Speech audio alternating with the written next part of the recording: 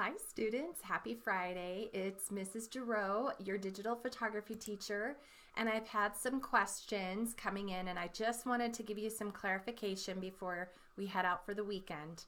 So I've had several students who are worrying they aren't quite getting what I'm looking for in this project one. Hopefully this will help to clarify. So your first photo shoot is going to be a portrait. This is a picture of a person or a group of people. You will plan the setting, the location, props, clothing, lighting, etc. Yes, you can make a portrait of your pet or pets. Here is one of my favorite portraits by your schoolmate, Amata. Notice how every detail of the portrait contributes to the story or feeling she is attempting to evoke in her viewers. Landscape is your second photo shoot.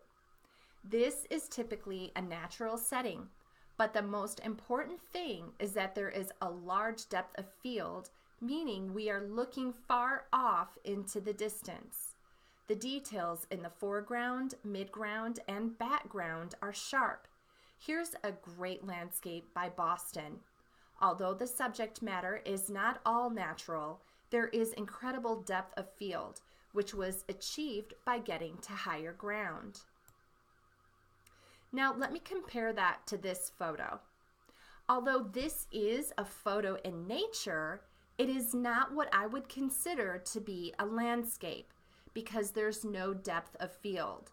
It is more of a close-up where the beautiful pond is the subject. If there were a frog on the lily pad, the frog would be the subject. For landscape photography, think beautiful, expansive views that go on forever, such as this shot by Zachary.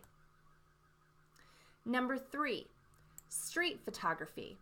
This is capturing a moment in society as it naturally unfolds, like the New York taxi driver who was taking a break to bask in the sunshine.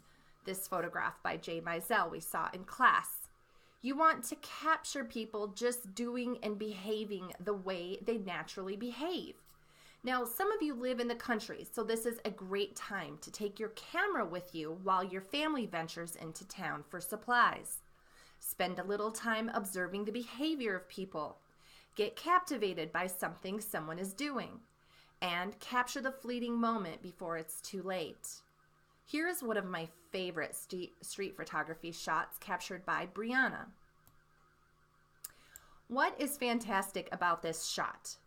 How long do you think she waited in that spot for the perfect passerby? And how close was she?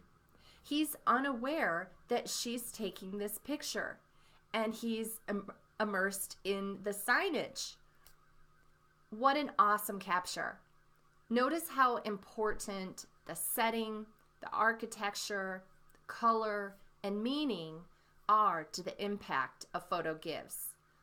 Look for those types of layers of meaning. Now let's compare that with this shot by Yesenia. This is an incredible capture, but is it street photography or a photograph of the street?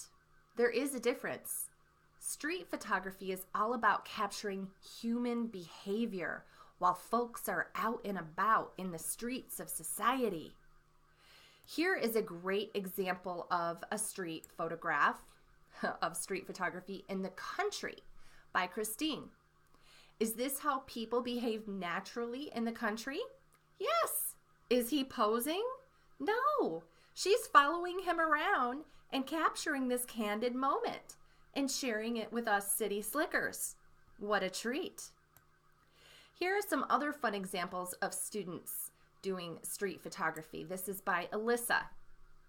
Wow, all this man has is a suitcase, a lawn chair, and his music, but he sure looks happy. This is capturing human behavior in the streets. It's candid, it's not posed.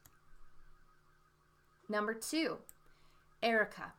I just love the anxious feeling this shot evokes. Do you ever feel anxiety when you're out in public? Look how the architecture is also contributing to this story. If you really can't go to your local village, then you may do a candid shot of someone at your home who is engaging in some activity without your knowledge that you are observing him or her and taking his or her picture. Turn your volume off on your phone so that the shutter is silent and you can sneak up without him or her knowing. So just to clarify, do you think this is a street photograph, or is it just a photo of the street? Well, ask yourself, what's the subject? Well, the subject is the street.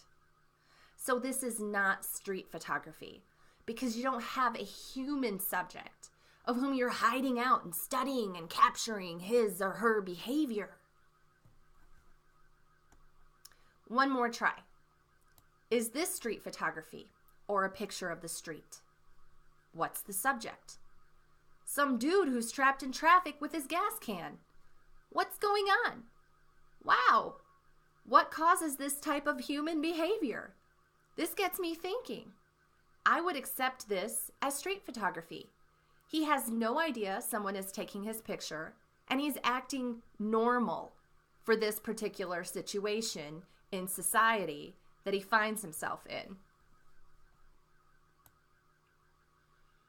If you missed the videos about this assignment, be sure to watch them.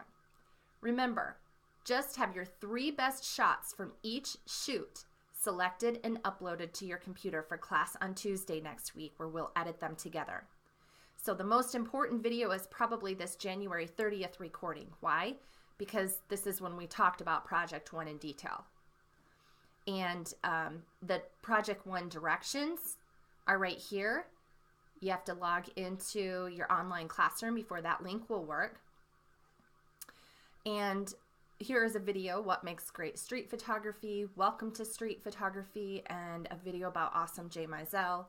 And then the Unit 4 test that was due today.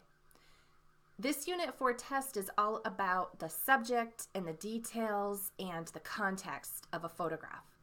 This is really good information for you to take into your photo shoot. So I recommend that you get all of those videos done before you start shooting. Have a great weekend.